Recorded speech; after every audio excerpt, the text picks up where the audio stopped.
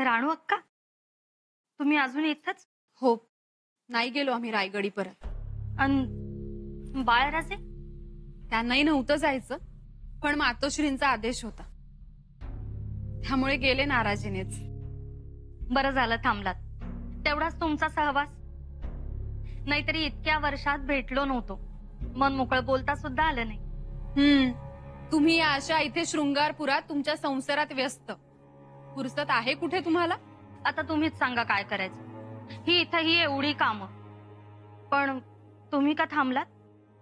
नाही म्हणलं, नक्की काय आहे तुमच्या मनात? खरं सांगू का ताईसाहेब, आम्हाला दादासाहेबांची काळजी वाटते. आम्ही दादासाहेबांसाठीच थांबलो.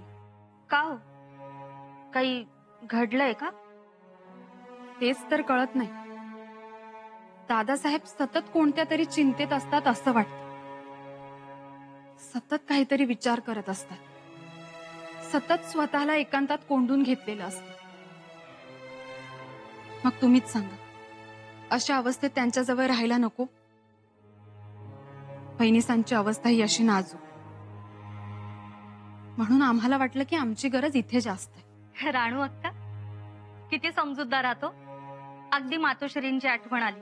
आता हेच बघा ना, तुम्ही दादासाहेबांचा विचार करताय. तुमचे यजमान स्वराज्यासाठी आबासाहेबांच्या सोबत आहे.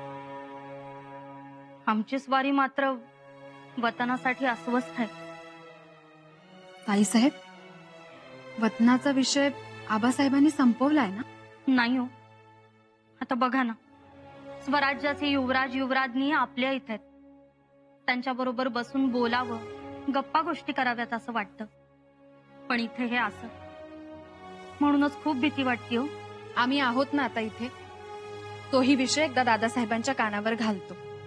आपली माणसं मायेने बांधलेली असावी, लोभानं स्वार्थानं नाही. कविराज, आपल्याकडे वेळ कमी आहे. जी युवराज. तातडीनं अश्वदळ उभारायला हवं. जी मतलब वेगाने. साध्या सुद्धा वेगानं नाही, भरधाव घोड्याच्या वेगानं. बिलकुल सही, घोड्याच्या वेगानं. युवराज, तुम्ही साथीला आहे म्हणजे वेगाशिवाय दुसरा पर्याय नाही. चलिए, शुभश्य शीघ्रम. पण कविराज, त्यासाठी आपल्याला जातीवंत घोडी उपलब्ध करावी लागते. जी युवराज, मी आजच घोड्यांच्या सौदागरांना निरोप पाठवतो. त्याचबरोबर चाकण, बुऱ्हाणपूर आणि विजापूर इथं आमच्या दस्तुरीचे खलिते पाठवा. या अश्वदळासाठी आपल्याला रणमैदानात न बुजणारी घोडी हवी. मतलब लढाऊ. लढाऊ. युवराज, अश्वदळ उभारायचं म्हणताय, पर कितीच? 4000. 4000? 4000चं खडं अश्वदळ. हे म्हणजे जरा कठीणच आहे. म्हटलं तर एक मोठं आव्हानच की. गणोजीराव, जिथं आव्हान तिथं शंभूराजे, आणि जिथं शंभूराजे तिथं आव्हान असणारच. दिलेर खानाचा खलिता बघून खरं तर आम्ही घाबरलो. तो खलिता घेऊन आम्ही दादासाहेबांच्या मागे एवढा पिच्छा पुरवला, पण उत्तर उडवा उडवीचीच दिली. तेही तुम्हाला? हो, आम्हाला. एवढे मन मिळावू आमचे दादासाहेब, पण पोटातलं ओठात यायला काही तयार नाही. हे ना, त्या दिवशी त्या बंद दरवाजा मागे जे झालं ना, ह्या चर्चेनंतरच घडलं. आबासाहेब काय म्हणाले, काय चर्चा झाली, शृंगारपूर, काही काही काही नाही. खरं तर दादासाहेबांवर एवढा जीव आमचा. आले, आमच्या पाठीला पाठ लावून आले, पण आम्ही त्यांना कधी भावंड समजलोच नाही. त्यांना ठेच लागली तर कळ आमच्या काळजात उमटते. आम्ही आपल्या आईच्या ममतेनं विचारावं, पण दादासाहेबांच्या ध्यानात येतंय कुठे? बहिणीसा, तुम्हीच सांगा, असं कुठं असतं का हो? गडावरचं वातावरण बघून आम्ही रायगडीच थांबलो. तुम्ही शृंगारपुरी निघालो, पण जातो येतो असं दादासाहेब एका शब्दानं बोलले नाही. बहीण कशाला केली, तरी आम्ही सगळ्या चुका पोटात घालून इथवर आलो. दादासाहेबांच्या विरोधात सगळेच निशाण काठ्या घेऊन उभे राहतात. इथे आल्यावर तर वेगळंच आहे. अश्वदळ उभं करतात, ते आणतील घोडी, पण त्यांच्या चांगुलपणाची वरात काढणारे आहेतच की. बताशीबाई, आम्ही सुद्धा युवराजांना तेच सांगतो, पण आता या अश्वदळाची दौड कोणत्या दिशेने ते काही कळत नाही. अश्वदळाची दिशा योग्यच आहे. दादासाहेब, दिशा चुकणार नाही, वाट फसणार नाही आणि ध्येय अचूक असणार यात शंका नाही. दादासाहेब, भरोसा ठेवा तुमच्या दादासाहेबांवर. आमची प्रत्येक हालचाल ही स्वराज्य हितासाठीच असते. वेळ पडली तर हनुमानासारखी छाती फाडून दाखवू, त्यातही स्वराज्य हितच दिसेल तुम्हाला. भरोसा ठेवा.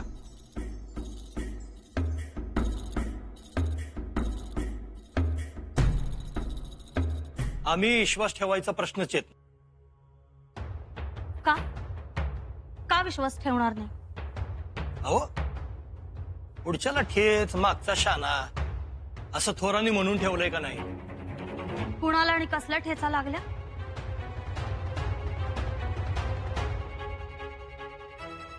आम्ही म्हणतो तुम्ही जायला हवं. दादासाहेब अश्वदळ उभारतायत. उभारू देत. पण तुम्ही पुढाकार घ्या. अहो, चांगला निर्णय आहे. बघा, त्यांचा निर्णय त्यासनी लागला. तुम्ही उगा आमास निवडू नका त्यात. का? चांगल्या गोष्टीत तुम्ही का नाही? मधल्यामध्ये आमची भरड व्हायची. अहो, तसं काही नाही व्हायचं. उलट स्वराज्य हिताच्या कामात तुम्ही पुढे असावं असं मला वाटतं. तुम्ही जा पुढे, आम्ही तलवार घेऊन येतो. आमासनी त्या अश्वदळ बिश्वदळ काय बी नको. आम्हाला पाहिजे फक्त वतन. आता उद्या हे अश्वदळ बेकायदेशीर आहे असा फतवा आला तर म्हणजे आम्ही बी अडचणीत आणि आमचं वतन बी अडचणीत. याच्यामुळं युवराज आणि त्यांची घोडी यापासनं 4 हात लांब राहिलेलंच बरं. जे हाय ते हाय, जे नाही ते नाही. ऐका हो ऐका. शृंगारपुरातील जहाबाजांसाठी, जिगरबाजांसाठी, शूरवीरांसाठी खुशखबर खुशखबर खुशखबर. शृंगारपुरामध्ये युवराजांच्या साक्षीनं अश्वदलाची उभारणी करण्यात येत आहे हो. तरी शृंगारपुरातील जहाबाजांनी स्वार भरतीसाठी हजर राहायचं आहे हो. खुशखबर खुशखबर खुशखबर. हर एक गावात दवंडी दिली आहे. हे जथच्या जथ शृंगारपुरात दाखल व्हायला लागल्यात तरुण्या पोरांचं. असं घोडेस्वार, घोड्यातलं उत्तम जाणकार, उत्तम सैस. एवढंच काय, बागा सांभाळणाऱ्या जुन्या जाणत्या लोकांनी पण यावं भेटावं असं सांगितलंय. मोठं अश्वदल उभारणार आहे. 5-50 घोडा जमवणार आणि आवडणार मोठं.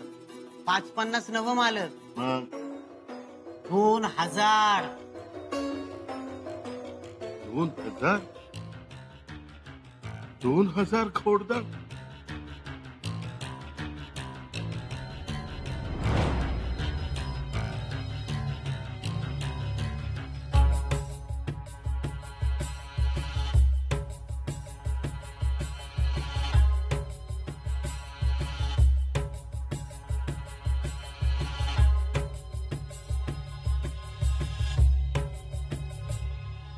ज्याला कुणाला अश्वदळात सहभागी व्हायचं असेल त्यांनी व्यसनांपासून दूर राहिलं पाहिजे. स्वार हा घोड्यावर प्रेम करणारा असला पाहिजे. त्याने घोड्याचा खरारा स्वतः करावा, घोड्याला स्वतः खुराक द्यावा. आपल्या घोड्याला प्राणापलीकडे जपलं पाहिजे स्वारानं.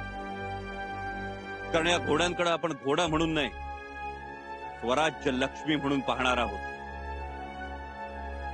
ज्याची कुणाची तयारी असेल त्यांनीच या अश्वदळात सहभागी व्हावं. आहे तयारी? हर हर हर हर हर हर.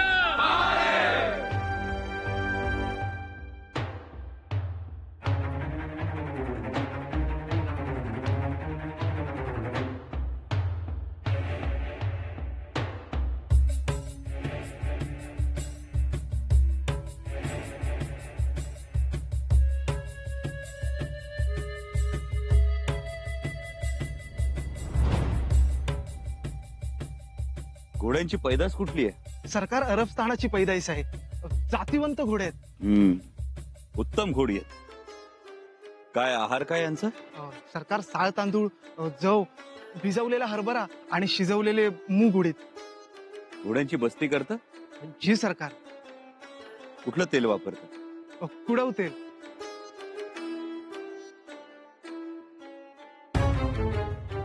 हा घोडा बाजूला घ्या. काय झाले? पाठीवर गोम आहे त्याच्या. आणि हा एक बाजूला घ्या. हा सुद्धा? आसू ढाळ्या आहेत. अवलक्षण. आम्हाला फक्त शुभलक्षणी घोडे हवे. अहो सरकार, हा आसू ढाळ्या. घोडे पारखूनच घेतले जातील. अश्वपरीक्षा झाली की तुमचा दाम घेऊन जा. आणि आम्हाला आणखी घोडे हवे तातडीने. जी सरकार.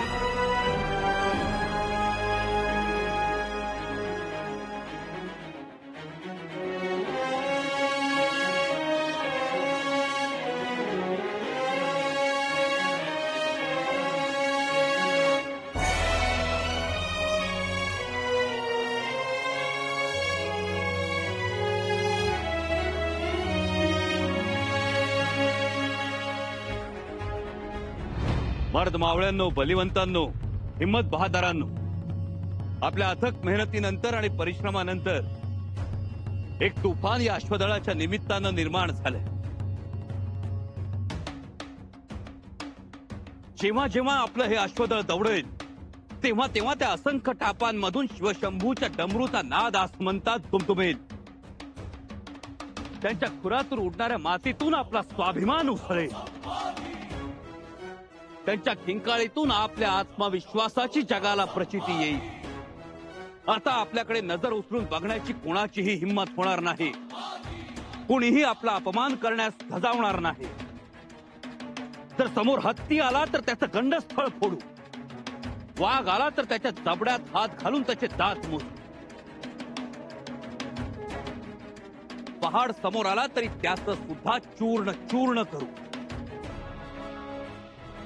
आता शत्रू कोणताही असेल, बाहेरचा, स्वराज्यातला व अस्तनीतला, त्याला मात ही दिली जाणारच. कविराज, आज आम्ही खूप खुश आहोत. आम्ही सुद्धा.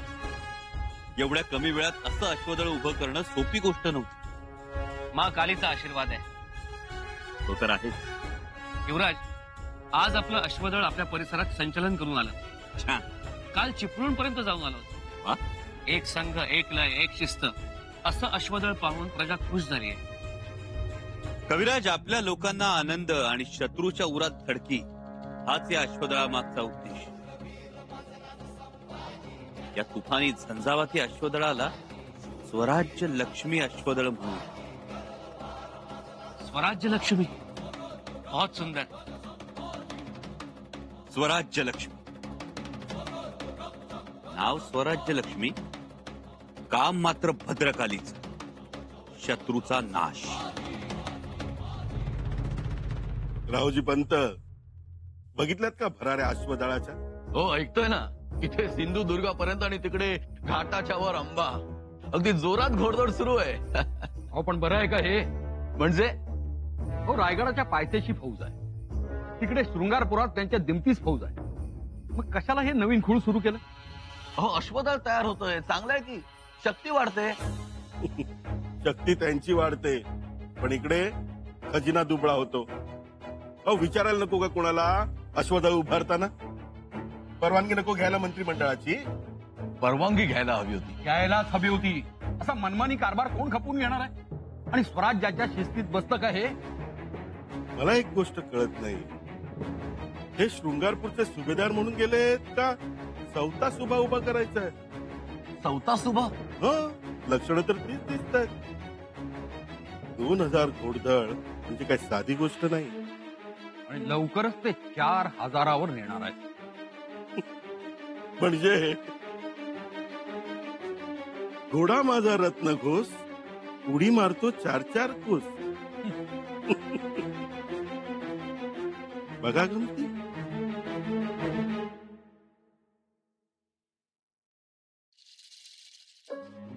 बस आधी. अहो आम्हाला हाक मारायची नाही तर सेवकांना तरी सांगायचं. अहो पाणी तर हवं होतं आम्हाला.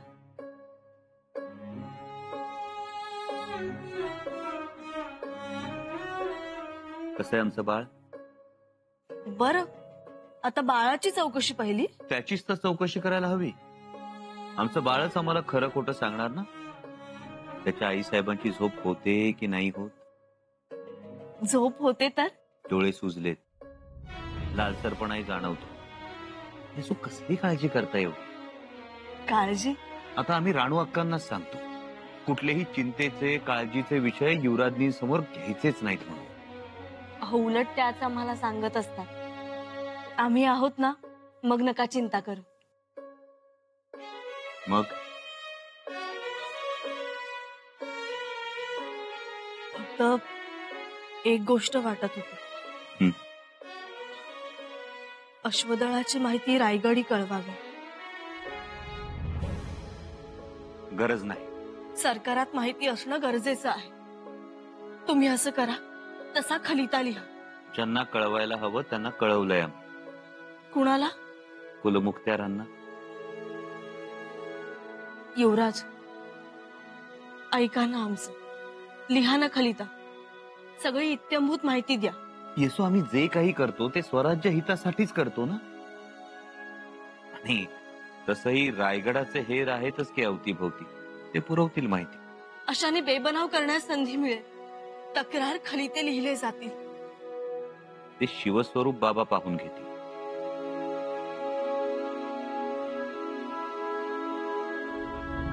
मग आता काय 3000चे अश्वदळ उभं केलंय. इथून आपण त्यांच्यासाठी संधी चारा खुराक पाठवायचं म्हणजे झालं. तेवढंच आपल्या हाती आहे. आणि महाराजांच्या रागाच्या आसुडाचे वळ काय उठायचे ते उठतीलच आमच्या पाठीवर. हो, म्हणजे घोड्याच्या पाठीवर शंभूराजांची थाप आणि स्वामिनिष्ठ कारभारांच्या पाठीवर असुडाचे हो. कारण अश्वदळ उभारताना त्यांनी परवानगी घेतलीच नव्हती. वर का म्हणून विचारायची सोय नाही. हे कोणी सांगितलं? अहो ते जुमानतच नाही कोणासही. आणि आम्ही शिस्तीसाठी कारवाई केल्या तर शंभूराजांचे विरोधक ठरतो. पण त्यात तथ्य नाही. मग करावं तरी काय? ते आपणच सांगावं महाराणी साहेब. कारण आम्ही काय सांगायला गेलो तर घोड्यांच्या टापाखाली घावायचो. तसं व्हायला नको. एक काम कर, खुलासा मागवा. खुलासा? हसलात का? नाही म्हणजे आजवर त्यांनी कोणत्या गोष्टीचा खुलासा केलाय आपल्याकडे? आणि पुन्हा पुन्हा महाराणी साहेबांचा अवमान व्हावा असं आम्हाला वाटत नाही. आणि खुलासा आणि खलिता बस झाले आता. मग चौकशी करावी. चौकशी? चौकशी म्हणजे पुन्हा मंत्र्यास पाठवावे? जरूर. गरज असेल तर मंत्री पाठवावा. नाही नाही महाराणी साहेब, असं करू नये. युवराज यांची चौकशी करू नये. एवढं कडक वागू नये त्यांच्याशी. कडक म्हणजे? तरी त्यांनी खूप सहन केलंय. ही चौकशी खरं तर आधीच व्हायला पाहिजे होती. युवराजांच्या चौकशीचे आदेश आम्ही देत आहोत. परंतु चौकशीसाठी पाठवावे तरी कोणास? कोणाही मातब्बरास पाठवा, परंतु चौकशी ही झालीच पाहिजे. शंभूराजेंची.